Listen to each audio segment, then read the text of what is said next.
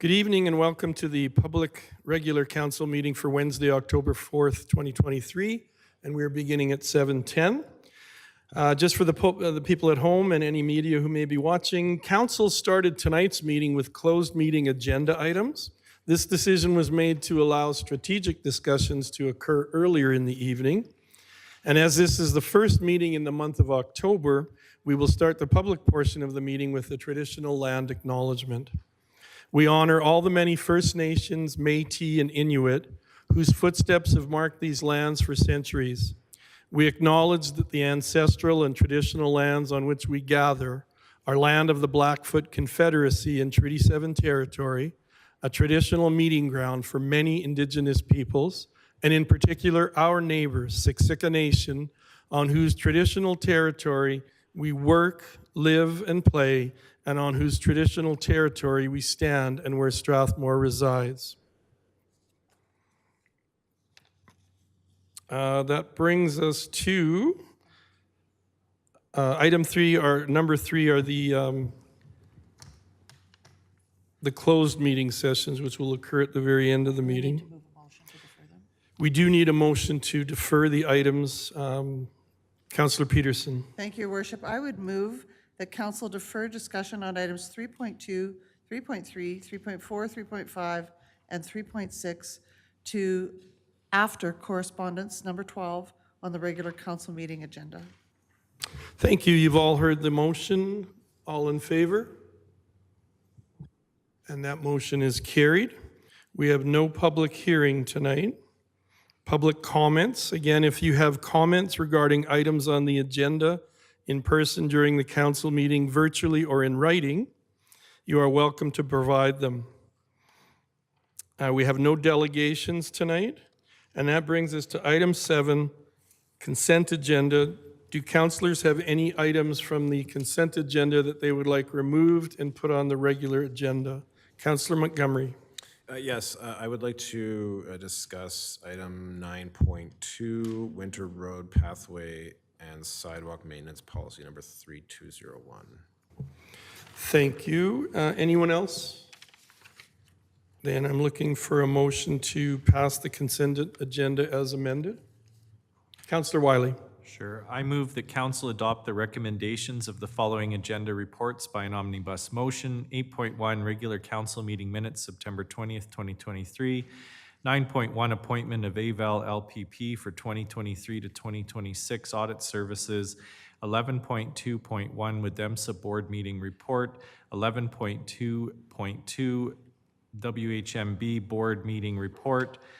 12.1, letter regarding recent motions passed by council received September 21st, 2023. Thank you for that motion. All in favor? And the motion is carried.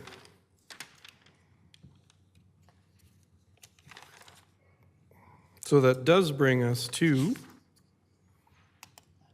9.2, Winter Road Pathway and Sidewalk Maintenance Policy number 3203. Good evening, Donna, and welcome. Good evening.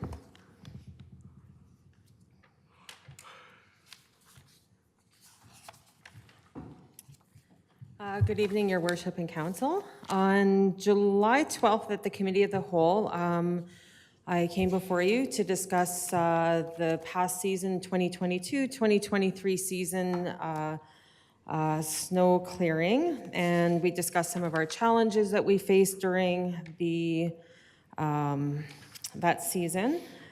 During that meeting, I had discussed with you about adding the Aspen Loop into the snow clearing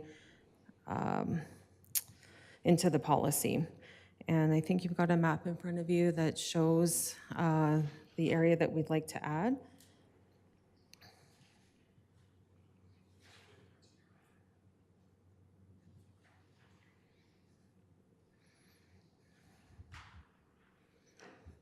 And the reason that we wanted to add this loop is when we do an analysis of the map, it does, basically every community does have an access and egress out of their communities, whereas Aspen did not.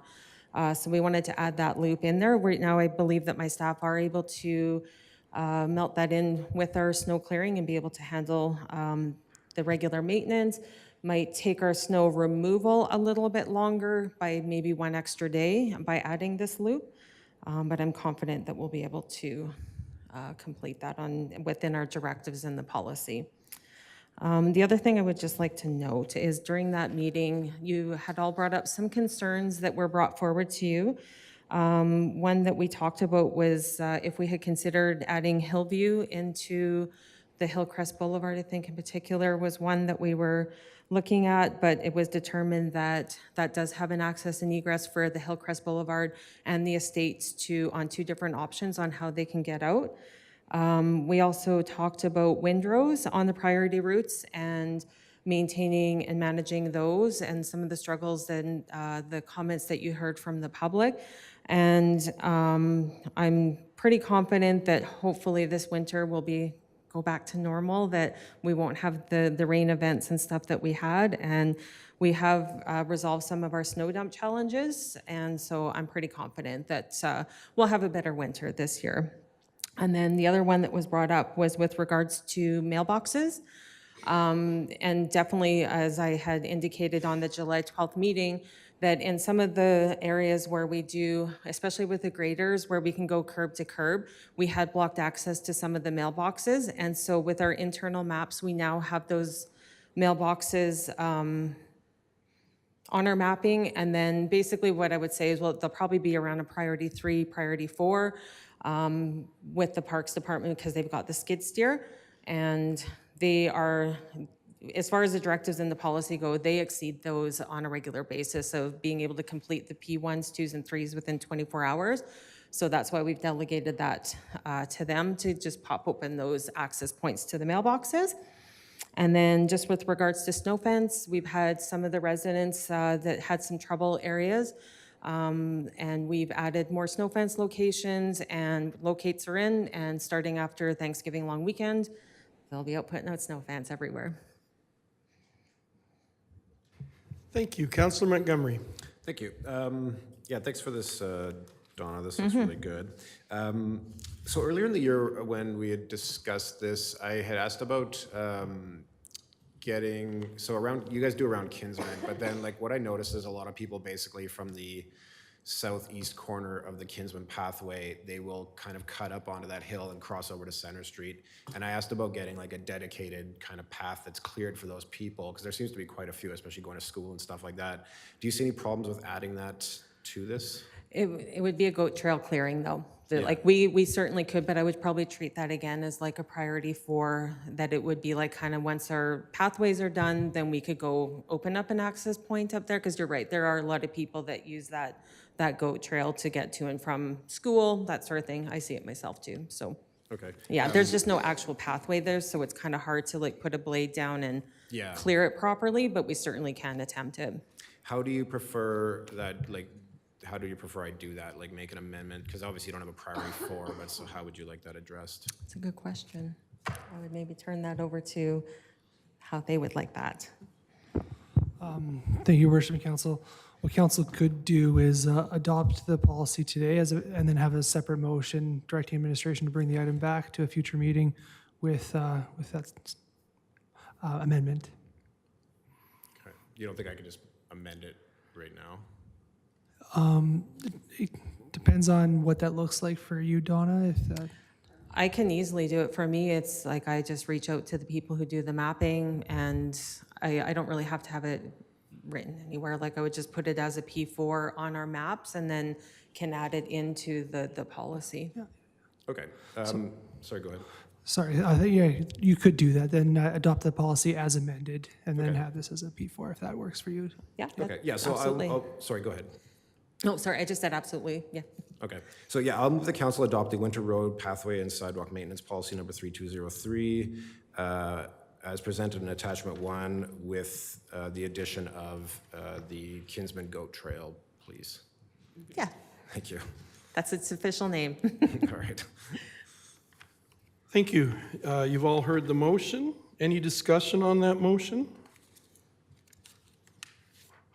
Seeing none. All in favor? And then Sorry, did you mention the rescind one there? I just must have missed it. Thank you. I will move the council rescind Winter Road Pathway and Sidewalk Maintenance Policy number 3201, please. Thank you. You've all heard that motion. All in favor? Motion is carried. Thank you, Donna. Thank you. And here's hoping for a mild winter. I'm reading, is it the El Nino winter this year? I've heard that, but Palm do I trees. believe it? No. Yeah. 9.3, private sector, Councilor Montgomery. Oh, sorry. No. Private sector provision of e-scooters and e-bikes, page 63.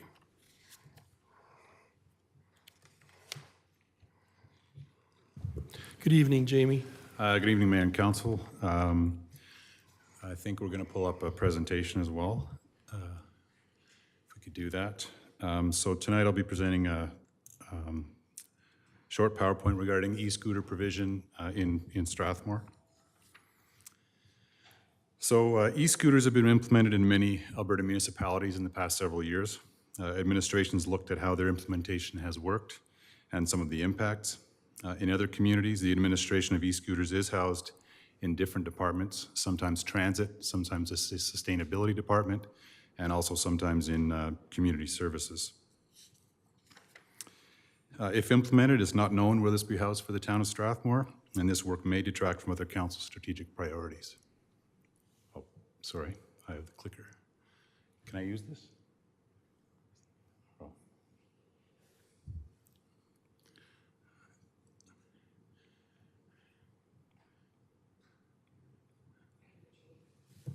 Can you just follow along?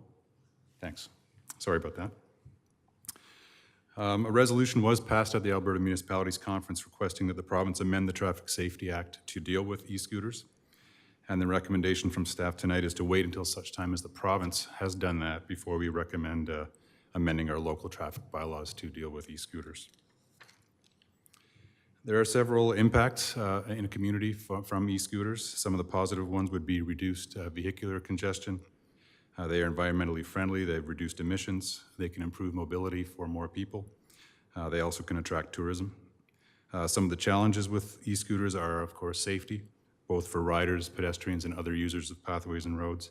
The infrastructure readiness in a community, legal and liability issues, and some negative public opinion. So I'm going to go through some research we've done for a couple other communities in the Calgary region. So in the city of Airdrie, up to 200 e-scooters are supplied by 2 different providers. They're managed by the transit department there. They do have a transit system that's been established for several years. And just for reference, Airdrie has a population of, I think, slightly over 80,000 people currently. The implementation has gone relatively smoothly, of course, with some issues being e-scooters being left in less than ideal locations by riders, as well as some safety challenges. Airdrie does plan on continuing with the e-scooter program and is considering collecting a share of the per ride fees moving forward, like the city of Calgary does. And that will help to cover their operational and administrative costs moving forward. In Okotoks, again, they brought a pilot program on board, I believe, in 2021.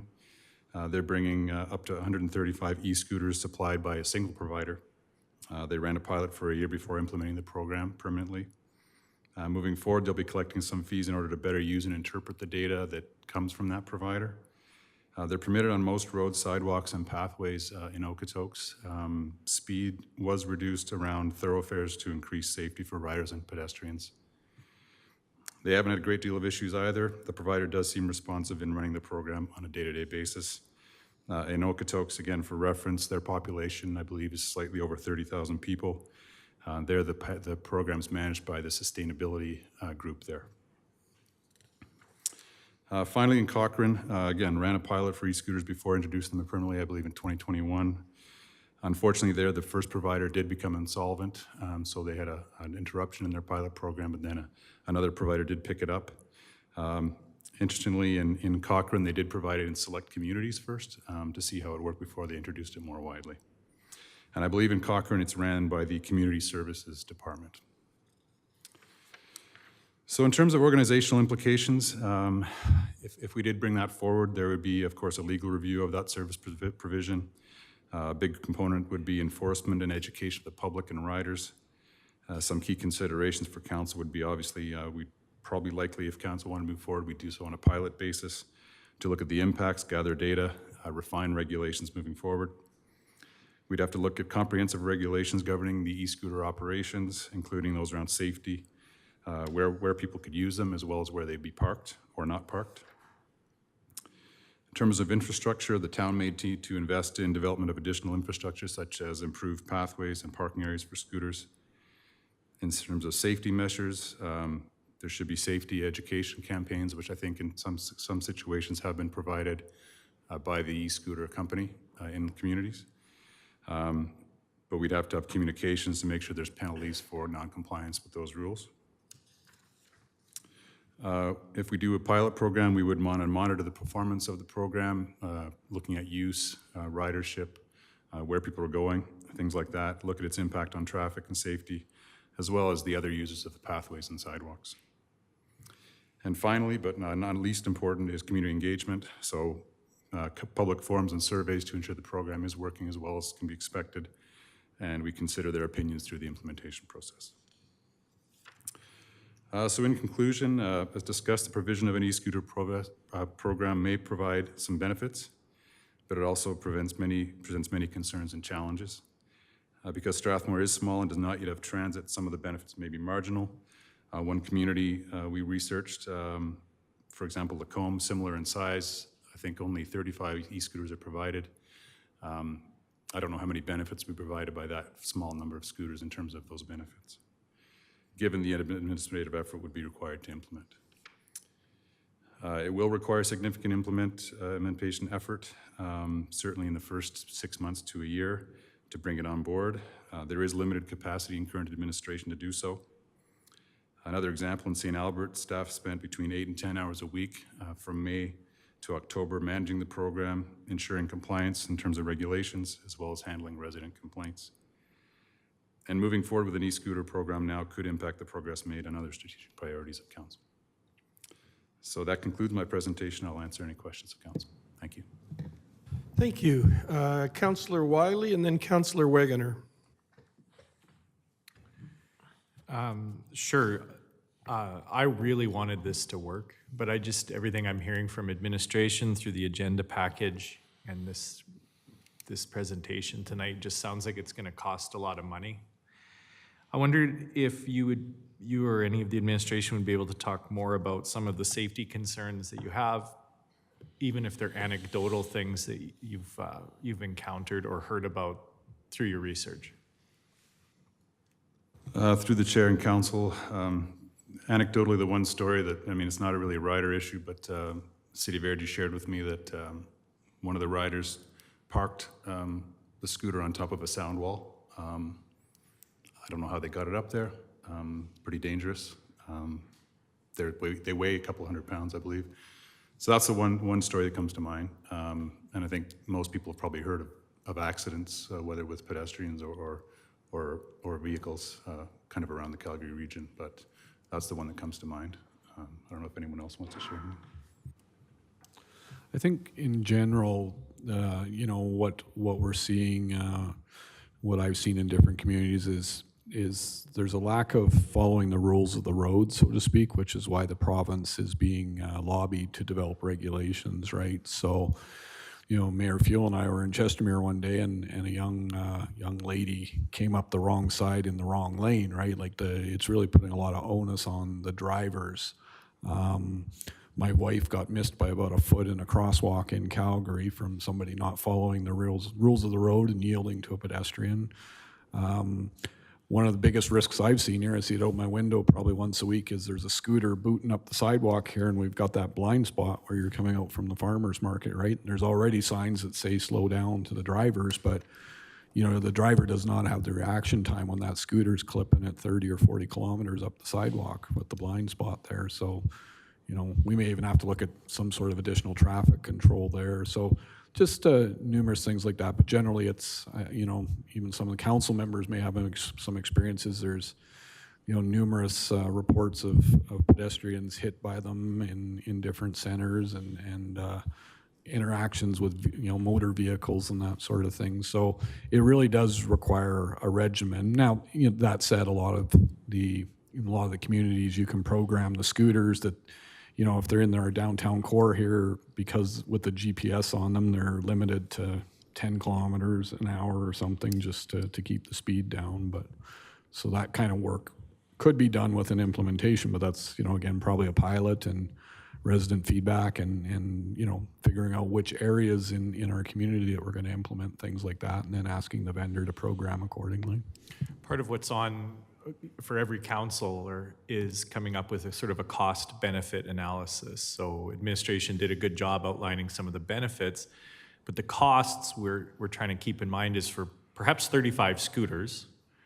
And CAO Scoble says, well, we could create the bylaws to, you know, bring speeds down to 10 kilometers an hour in the downtown core. Just one example, right?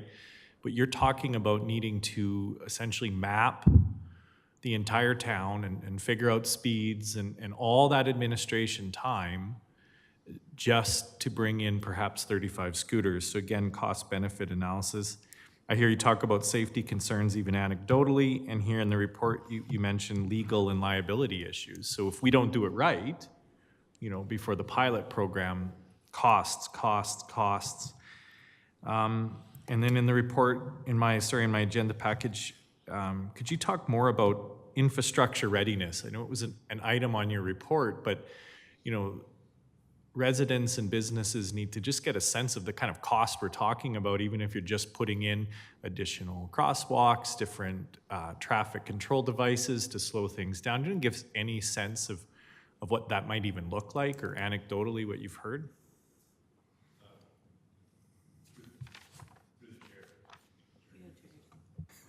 Through the chair. I mean, CAO Scoble mentioned one thing, that would be traffic control may be needed, but it could also go as far as, for example, if a pathway wasn't wide enough, would we require to widen it? Would you require certain lanes on a street? So order of magnitude, it's without coming up with a number, it'd be many thousands of dollars potentially, right? Depending on the needs. And again, you know, that's just something, if, you know, we're coming up budget time, you know, you'll see some of the projects in there, they're not cheap to do additional pathways or new pathways. So it could be a big number, but I don't have the numbers before me. But. I just Councillor, have, sorry, one final thing, and then I would be done. Okay. When it comes time to prepare to offer the motion, I just wonder if council might even consider just accepting this report as information, but I'll let someone else decide that. Thank you, Councillor Wiley. I have Councillor Wegener and then Councillor Peterson. So again, Jamie, thank you for your report. And again, I've seen issues. I mean, we have a great pathway system here, but as we're walking, I have seen these scooters flying up and down the pathways. They're quiet. You don't hear them. We've almost been hit with them before. If we are going to pursue an RFP or anything like that, or a bylaw, again, I would suggest that we open it up to multiple providers, see what they can offer. I like the idea of user fees for usage. One of the things that I do not like about them is, and it was, I work in the city, I noticed it when we were in Edmonton, these scooters are left all over the place. Across the sidewalk, blocking the sidewalk. And I know it's not a big deal for somebody to go and move it out of the way, but you've got, we have seniors that use the pathways and they're on, a lot of them they have mobility aids. They don't have that ability to do it. So if they were walking the pathway and there's a scooter parked across the side of it, they're kind of hooped that way. So I do look forward to seeing what the Alberta government has as far as what they're looking at for Traffic Act regulations and that. I look forward to hearing what excuse me, what we more about this here in the future. I think right now, if it went to a motion, I don't think I would be supporting that motion. Thank you, Councillor Wegener. Just before I go to Councillor Peterson, I like the idea too of waiting for the Alberta Traffic Safety Act. I think the most smooth we can be if and when we ever do institute e-scooters, the better for our town and our residents. So I really like that. And again, I'm all in favor of hearing from different companies, as far as their presentation. And I just want to point out, Jamie, I'm a little disappointed that my e-scooter photo in front of the Eiffel Tower wasn't a part of your PowerPoint tonight. I have Councillor Mitzner. And then, sorry, Councillor Peterson. Thank you, Worship. I was very, like Councillor Wiley, really encouraged by the idea of having e-scooters in our community. And this is a perfect example of how sober second thought and some education can really help. One of the things that I guess when I looked at the comparative communities of more than 80,000 and two more than 30,000, and we're at 15,000, and just thinking about, if we go into this space of purchasing e-scooters, could we very easily wind up like the Blockbuster of old, where we provide a service and then everybody buys a DVD player, and has their own. And, one of the things that I've paid attention to since you have undertaken to educate this council is how many private e-scooters there are in the community. And so if I think about, that number of 35 public e-scooters, and then comparatively, I know that there are at least 11 in my area that I've seen 11 different families that have e-scooters in their homes. I see now kids riding them to work and going to school. So, it may all be for naught, when in a community, especially a community of this size. And I too am in favor of simply waiting until such a time as the province of Alberta has outlined priorities around this, because, even if we don't institute private e-scooters or publicly owned e-scooters in the community, we're still going to need legislation around them, and much better that the province undertake it than us. Thank you. Thank you. CAO Scoble, Councillor Mitzner. I have two questions. Can you tell me the average age to operate these? Through the chair, I don't know what the average age is. In my research, I think some communities it's as low as 16. I think others go up to 18, but I don't know what the average age is. And do you know the rate? I'm thinking they're more recreational than they are transportation. I did review some research, through the chair, on kind of the type of trips that are usually taken. I think I recall most trips are about just over 2 kilometers in length. So they remove a lot of short trips. Typically those short trips may be walking trips that they're replacing, so they don't always replace a vehicular trip, depending on the rider. So they don't rent them for like stagettes, kids' birthday parties, and take all 35? I'm sure that could happen, but I don't know any data on that. Okay, thank you. CAO Scoble. Councillor Peterson actually summarized it really well. I was just going to emphasize that, regardless of there's a rental service or not in town, there is a proliferation of privately owned e-scooters. There's more and more of them every day. So we will have to develop, legislation around that. And the question is, do we wait for the province and follow that, or do we do a bunch of work now and then have to do a bunch of rework and that? So that's, and of course, administration tonight is recommending that let's see what the province does first, and then we'll tweak ours as need be from there. Thank you. Councillor Wiley? I'm ready with a motion, Thank you. So I move that council direct staff to wait until such a time as the province of Alberta makes changes to the Alberta Traffic Safety Act before making amendments to the town's traffic bylaw to regulate e-scooters. And I'm going to go a little off script here. I'm going to move that we simply accept this report as information.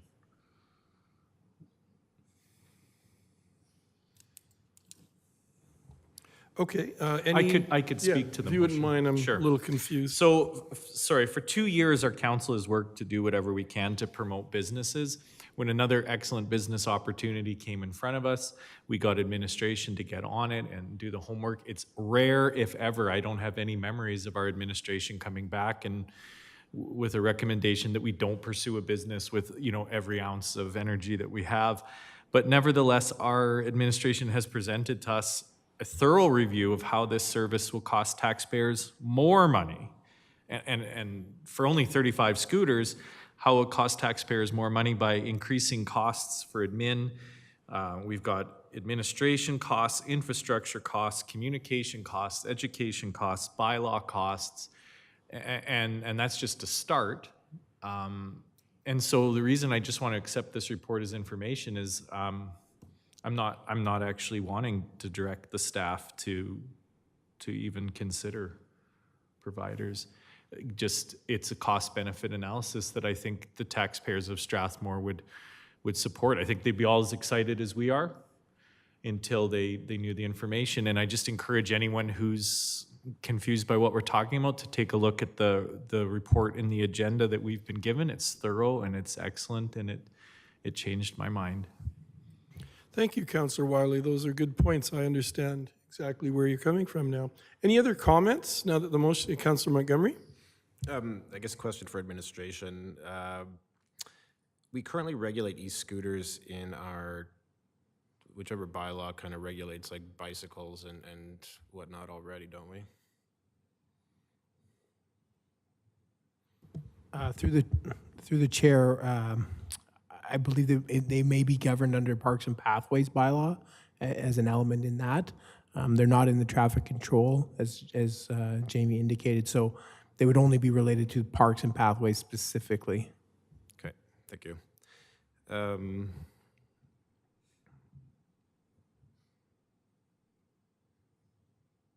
Okay. Thank you. Thank you, Councillor Montgomery. So we do have a motion on the floor. All in favor? And the motion is carried. Thank you, Jamie, for your report and being able to answer those questions. And that brings us to item 9.4, Video Surveillance Policy number 1215, page 63. Good evening, Your Worship and Councillors. Good evening, Claudette.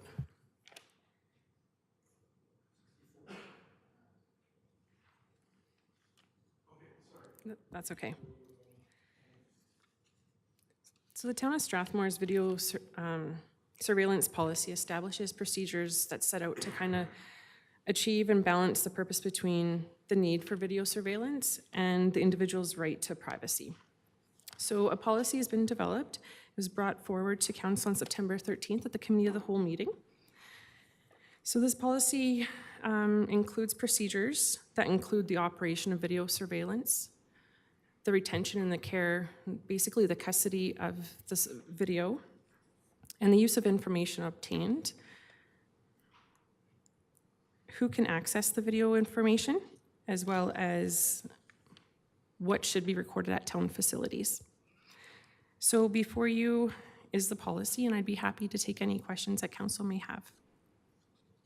Thank you, Claudette. When I was reading through it, I was really impressed with the care and caution as far as, you know, looking out for people's privacy and being cognizant of their right to that privacy. So I was really impressed with what I read. Thank you. Comments? Councillor Montgomery. Thank you. Yeah, you know, I think this policy strikes a pretty good balance for protecting privacy and, but at the same time, you know, protecting a town property. One question I have is, so like I see there's like some forms included in this, but what I was looking for specifically was the law enforcement disclosure request form. Is that like something that the town already has in place for something like for other things, or? So what that form is for RCMP or any law enforcement agency, there is a provincial request to access information that's utilized, and that's posted on the Government of Alberta's website. The town uses that, as well as there is a separate one that would be utilized for law enforcement agencies. Okay, so like the town would just be using like the province's form is what you're saying? Currently, yes, we are. Okay. So there's, on the government's form, there's for general information or your personal information, but it's not for law enforcement. There's no checkbox, so we would be using a law enforcement request form. Okay, and like a law enforcement request form, that would include like, say, like, you know, needing like a warrant or something like that? No, so what that would be, they would request information under FOIP so they could do their investigation. So we would provide them the footage, the officers the footage. We would sign an affidavit as well, and currently we are signing affidavits. So we know who's provided the information and to what officer, and then that way they can use that as part of their investigation process. Okay, thank you very much. Councillor Wegener. I'm prepared with the motion here. I move that council adopt the video surveillance policy number 1215 as presented. Thank you. Now that we have a motion on the floor, is there discussion? Councillor Wiley? Sure. When I saw that we were going to be talking about video surveillance cameras, I got that chilling Big Brother is watching you effect. This policy is nothing like that. It is a very reasonable policy that masterfully designed to sort of balance a citizen's right to privacy, as I'm echoing other councillors here, with protecting town property. And I was just very, very pleased with the diligence that was put in here. So I'm looking forward to supporting the motion. Thank you. And seeing no other comments, I'll call the question. All in favor? And the motion is carried. Thank you, Claudette. Thank you. Which now brings us to item 10, bylaws. 10.1, 2024 fees bylaw number 23-29, page 91. Good evening, Leanna, and welcome. Good evening. So I believe this is going to be the start of our journey of us talking lots. So I want to start with saying I noticed in the council package that the fees attachments was actually on there twice. So you can, don't worry about pages 116 through 194 because they're actually in there twice. So I wanted to start by saying thank you. I love starting this next season with our budget cycles with you. One of the things with having our rate bylaw, it gives council a framework to ensure fairly and equitable charges for our residents. By reviewing it on an annual basis, it also ensures financial stability of the town. Council revised its budget process, as you recall, last year in 2023. In the spirit of a continuous improvement, administration is recommending that council review and set rates for the 2024 fees in advance of budget deliberations, which we will be working with you within the next month or so. This will also provide clarity and direction of the town's finance team in terms of revenue and should be able to project in the 2024 budget.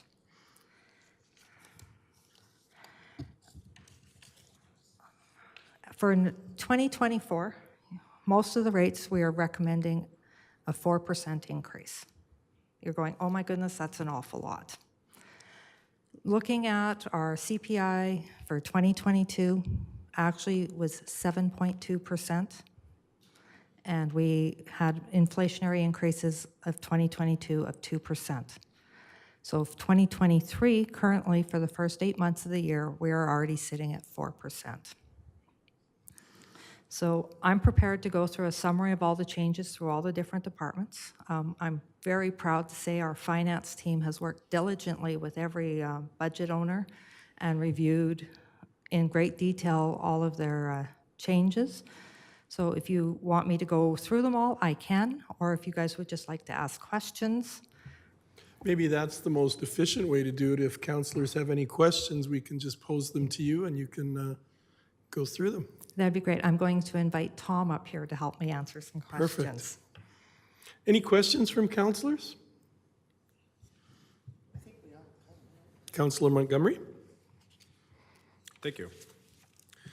Yeah, I guess, first of all, thank you for your work on this and for providing, I really appreciate like the fact that you actually gave us like kind of like, you know, the percentages that things were increasing or decreasing, and for the public, I guess it's important for them to know that there was decreases suggested by you guys, which is great. One question I have has to do with the increase to, when I look at like the passes for families for like sports facilities, and a lot of those increased by like, you know, 25 to 30%. And I was just wondering why those went up so much more than the other fees did. One of the things that we tried to do is standardize all of our fees through all of our sports facilities. They were very haphazardly across. So on one facility, it would be one rate, and on another facility, it'd be completely different. We tried to standardize them and ensuring if we had a pass rate, that if you were buying a 6-month pass, you were actually getting a break instead of buying 6 individual 1-month passes. Tom, do you have anything to add?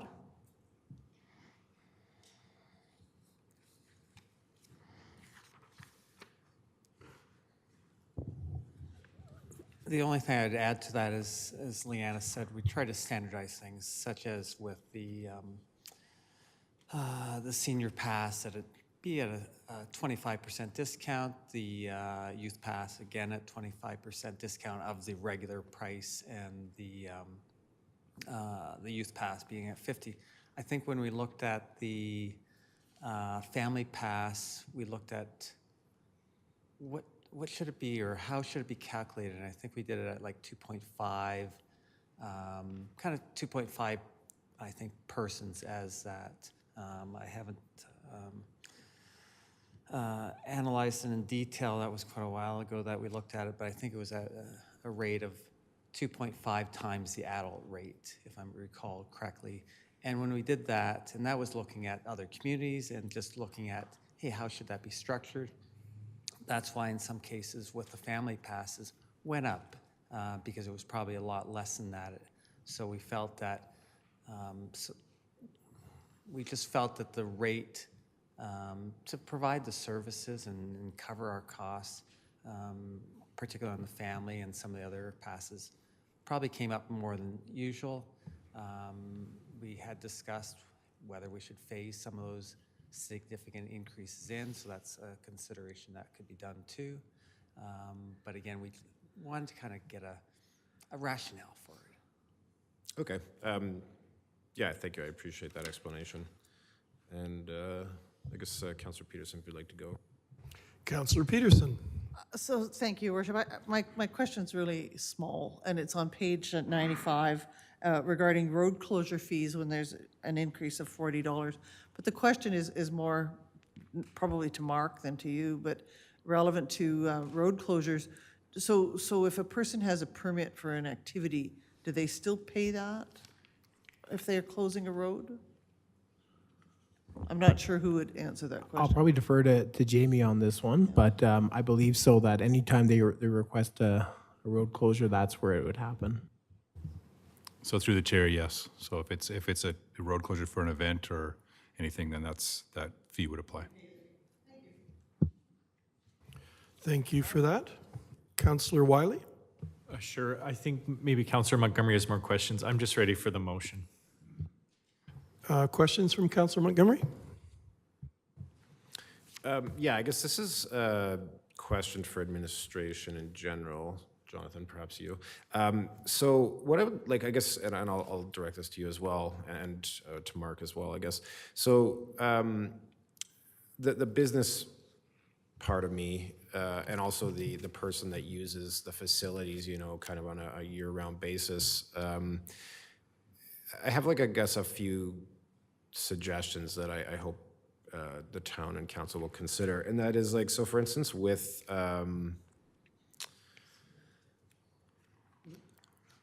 well, so for instance, like when we're pricing things, like, you know, if you go to the pool, for instance, and there's, like, let's say an hour left, a lot of people, you know, might balk at, you know, paying the full price to go swim for, you know, 45 minutes or something like that if the pool's going to close down.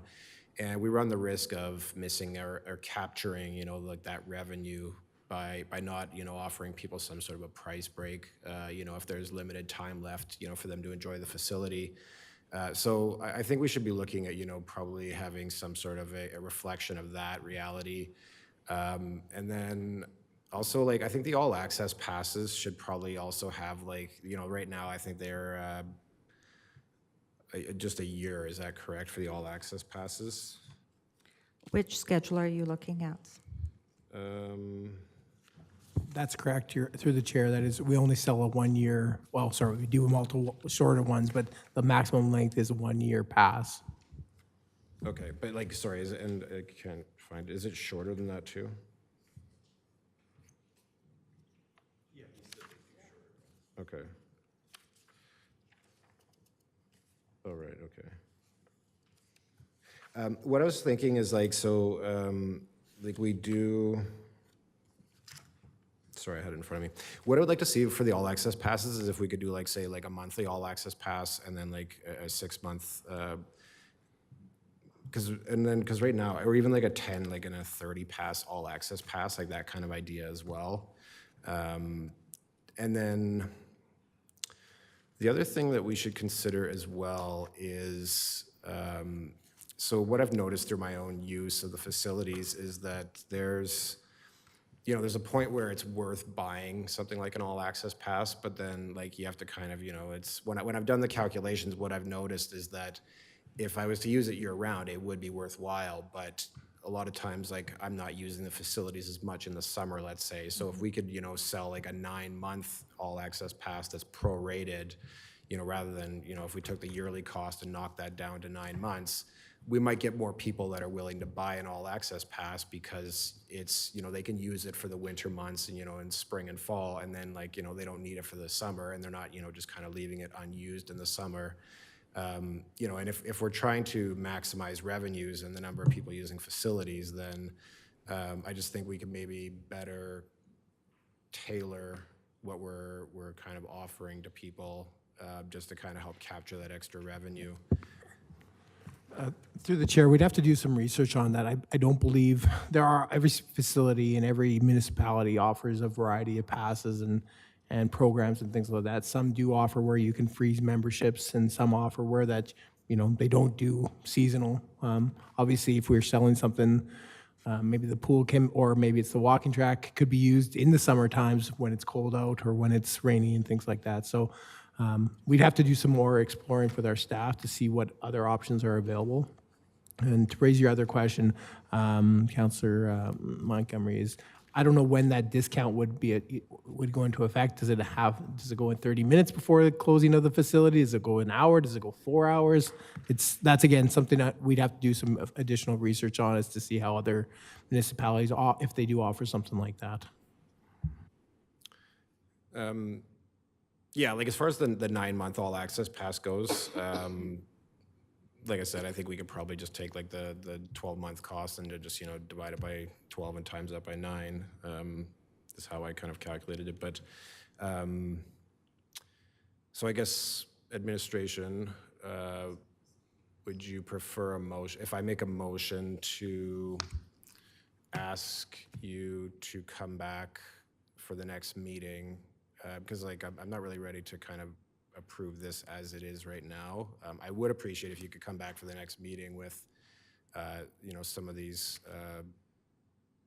things that I've kind of mentioned estimated so that we can perhaps incorporate them. So just a question to Lead Services, would we then pass it up till, he's not, Councillor Montgomery's not comfortable giving unanimous consent for a third reading tonight. So would we carry on until we get to that point? Thank you, Your Worship and Council. So it's up to Council. Council could give first reading and defer the bylaw to the next Committee of the Whole meeting. Council could do first and second reading. It's up to you. Yeah, and normally we'd want to have second reading on so that we could discuss these things, before. Councillor Langmaid, do you have a question still? Councillor Langmaid? I think you're on mute.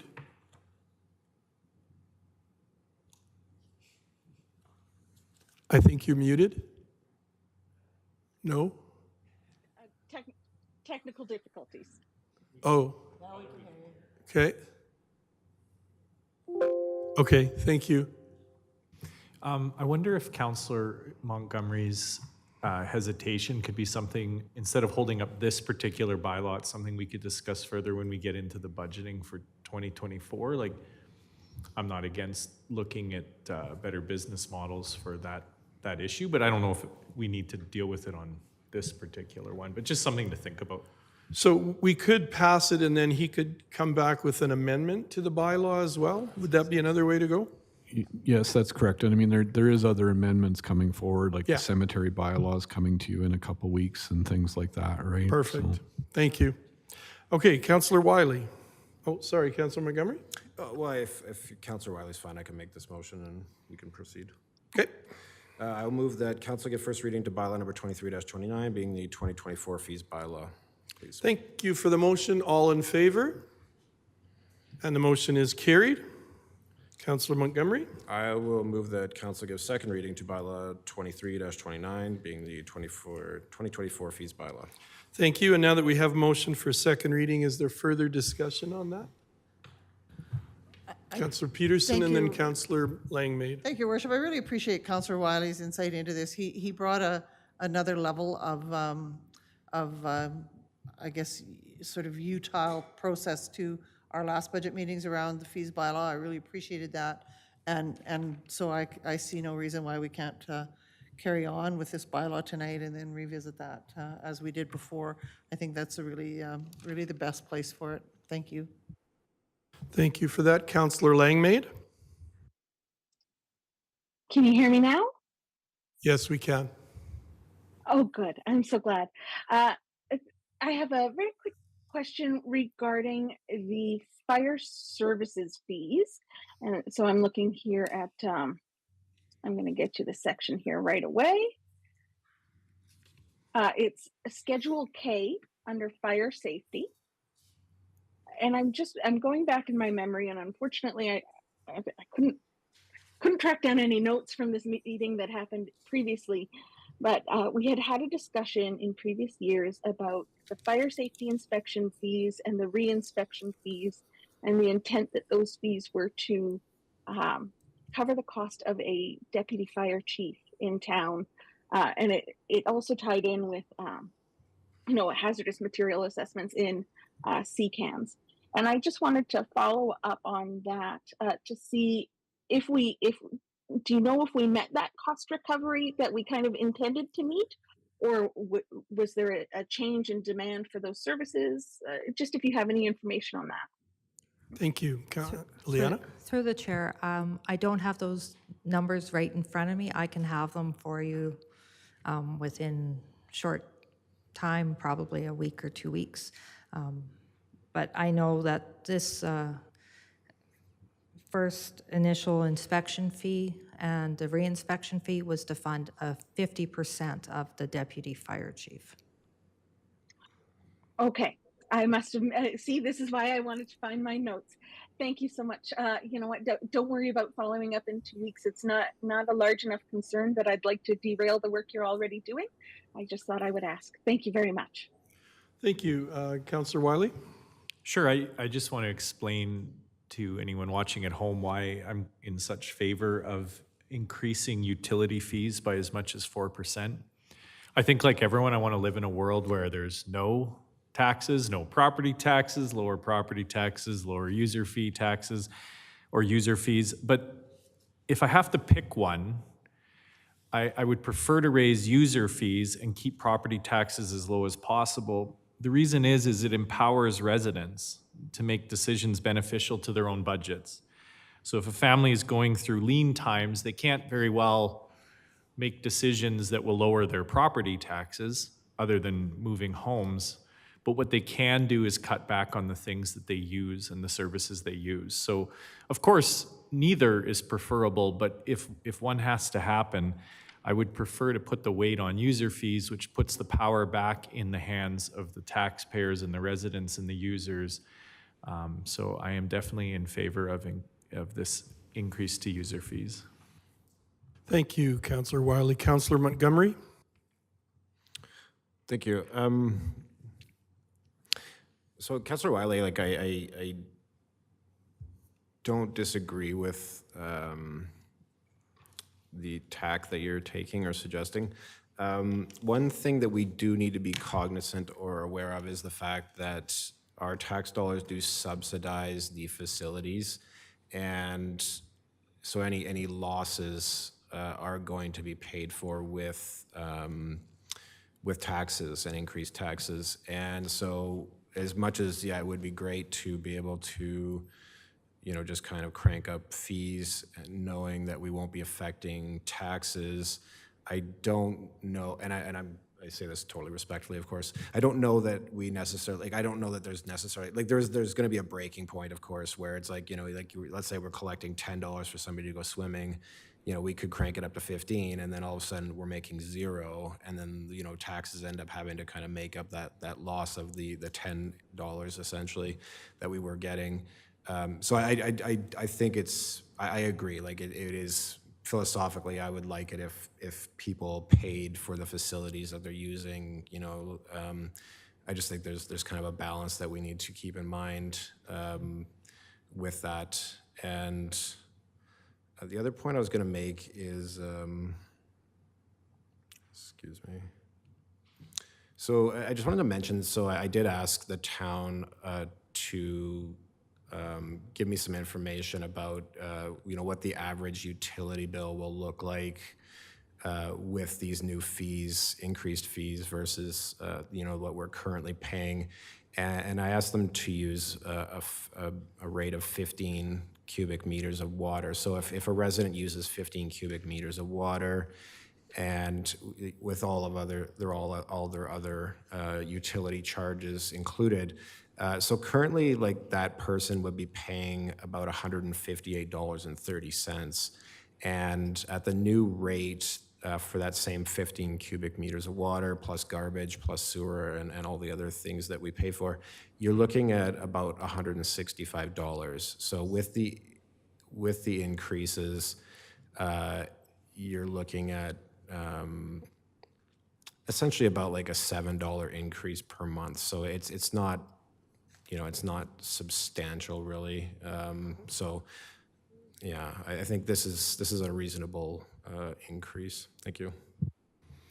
Any more discussion on the bylaw as far as second reading? Sure, I'll just give Councillor an Wiley? example, especially when it comes to our rec facilities. I don't think we're anywhere near the point where the cost is going to lower the demand to the point where these facilities are not sitting full. So this summer I had some of my children in swimming lessons, and sitting around other parents, I heard a discussion that went along the lines of, oh, well, I knew we were going to be gone for this week, but I enrolled my child in swimming lessons anyway. They missed the first week just so they could catch. And summertime swimming lessons are only 2 weeks long, just so we're clear. There's 8 lessons over 2 weeks. They missed the whole first 4 lessons just to have their kid in the second 4 lessons because the cost, was so reasonable, they felt, that it didn't really matter if they only missed half. So when I hear things like that, it's really important to me that users are paying for, obviously they can't, when it comes to a pool, you can't pay for the full cost of the pool, but as little as possible that taxpayers are subsidizing the users so events like that are occurring less. Thank you, Councillor Wiley. So we have a motion on the floor for second reading. I'll call the question. All in favor? And the motion is carried. Councillor Peterson? Your Worship, I would move that council give unanimous consent to third and final reading of bylaw 23-29 being the 2024 fees bylaw. All in favor? Councillor Peterson? And I would move that council give third and final reading to bylaw 23-29 being the 2024 fees bylaw. Thank you. All in favor? And that motion is also carried. Thank you, Liana and Tom. Thank you very much. Thank you very much. I have a motion, if you will. Oh, Councillor Montgomery? Thank you. Oh, Yeah, so this is just my motion regarding the passes. I will move the council direct administration to bring back a report on the addition of a 1 month, 3 month, 6 month, and 9 month, and then 10 and 30 use all access pass. Please. thank you. You've heard that motion. Any discussion on that motion? All in favor? Opposed? Okay, so the motion is carried. That brings us, thank you, Leanna. That brings us to 10.2, Council Procedure Bylaw, amending Bylaw 23-28, page 178. Good evening again, Claudette. Good evening again, Your Worship. On September 20th, the council procedure amending bylaw was presented to council and where first and second reading were given by council. And I'm here tonight to take any questions for third reading. Thank you. Is anyone prepared to put a motion on the floor for third and final reading? Councillor Wagoner? Yeah, I would. I guess just one of the questions, one of the things that I read in here was administration is recommending that we have recorded votes on this. I'm all for that. Do I add, my question is, do I just add that to my motion, or? But that wasn't part of the original motion, was it? Like they made the amendment, and it was included in the amendment. Was it? Okay. It just doesn't say, okay. All right. For first and second. I know it's not amended, it's in this. Okay, I move that, what is it? I move that council give third and final reading to bylaw number 2328, being a bylaw to amend the council procedure bylaw number 23-17. Thank you for that motion. All in favor? Oh, I have something to say, please. Do we have discussion on third and final reading? We do. Thank you. Councillor Montgomery? Thank you. Okay, I have two things to say, please. First of all, I'll say that the Streisand effect is an unintended consequence of attempts to hide, remove, or censor information, where the effort instead backfires by increasing awareness of that information. And I won't go into any further into that. At first, I wasn't sure about this amendment. It seemed like it was possibly, well, you know, essentially it's kind of changing the rights of a minority group and giving them less rights than the majority. And I wasn't sure how to feel about that to begin with, but you know, I kind of finally came around to the idea. And so I will read the following. Ladies and gentlemen, distinguished guests, and proponents of unenlightened enlightenment. Today I stand before you, or I sit actually, to extol the virtues of suppressing minority opinions. Because after all, what better way to foster progress than by silencing the voices that dare to challenge the status quo? Imagine a world where we only hear one perspective, where diversity of thought is a relic of the past. Oh, the simplicity, the sheer elegance of living in an echo chamber where every idea is a mere reflection of the prevailing narrative. Why should we bother ourselves with the discomfort of differing opinions? They only serve to confuse, to complicate matters. Let us revel in the sweet serenity of homogeneity. After all, who needs the wisdom that comes from hearing multiple viewpoints? Who needs the richness of a tapestry woven with threads of diverse experiences? No, let us close our ears to the symphony of dissent, for it is cacophonous and unnecessary. Suppressing minority opinions is not about stifling progress. It is about expediting it. Why waste time entertaining notions or motions that deviate from the norm? Let us charge forth, blindfolded by our own certainties, secure in the knowledge that we alone possess the ultimate truth. And let us not forget the importance of fostering an atmosphere of intellectual cowardice. Yes, let us cower from the challenges of differing perspectives, lest we be forced to confront the limitations of our own understanding. So, my fellow advocates of myopic thinking, fellow councillors, let us raise our voices in unison and declare, down with diversity of thought, long live the tyranny of consensus. Thank you, and may our echo chamber and council chamber forever reverberate with the sweet sounds of ignorance. Thank you for that, and I'll be a little more concise. People who are in the minority can bring something back. They aren't stifled. Their voices aren't silenced. There's just a waiting period so that we can have some efficiency in our council meetings, so nobody's stifled. Councillor Wagoner. Yeah, I was going to say pretty much the same thing. I mean, stifling minority decisions is not the intent of this. It has followed the process where we are, as elected officials, the motion to rescind would have come, the motion that, any motion in question would have been defeated or passed. I'm thinking, my thought on this is expediting things so we're not hashing these out week after week after week. That was my premise for this motion. Not trying to stifle anybody. In the in the process, when we are either on the victorious side or the prevailing side of the motion or non-prevailing side, our council mandate is to support the motion whether we voted for it or not. This stifling the minority speech, I feel, goes kind of against a lot of that. What we are doing, we are not, again, not stifling it. It was passed or defeated, and that is why that motion came up. So we don't, it doesn't, we look indecisive and we look dysfunctional. So that's why I brought the motion forward, and I stick by my motion. Thank you. Councillor Langmaid? Thank you, Your Worship. I have a question for administration. So it's my understanding that this is not a new process for this council. Let me start again. This is not a new process for councils in Strathmore that have followed it in the past. It would be new to this council.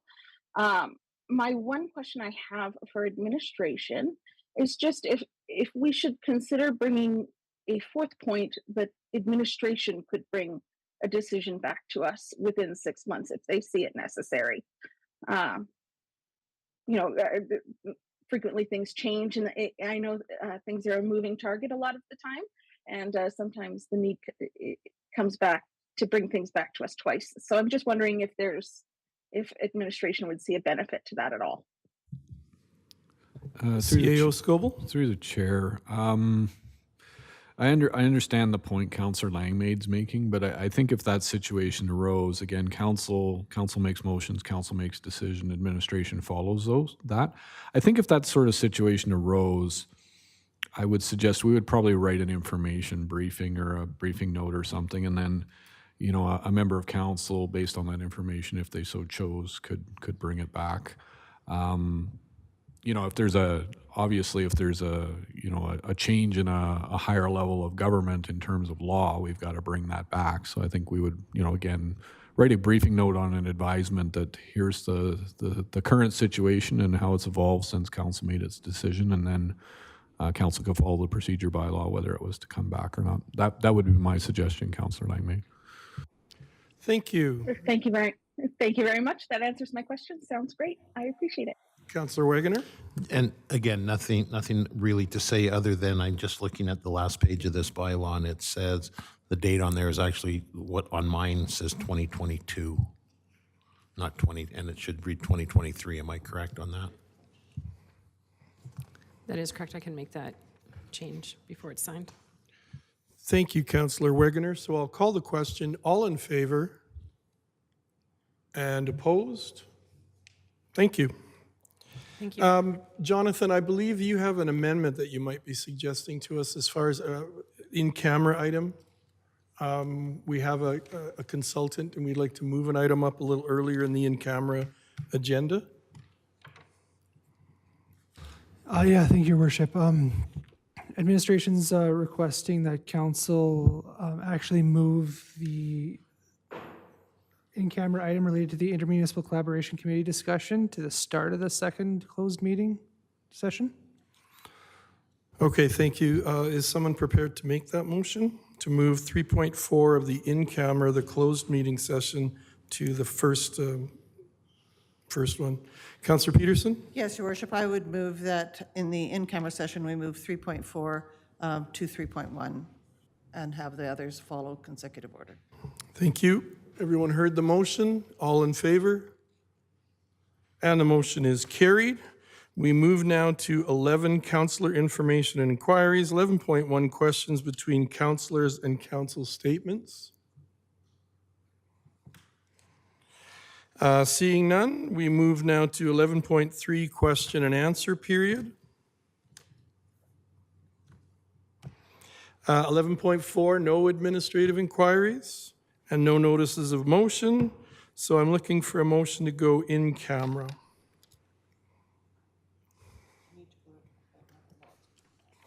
Councillor Peterson. Your Worship, I move that we go in camera at 8:21. Thank you. You've all heard the motion. All in favor? And we are going in camera.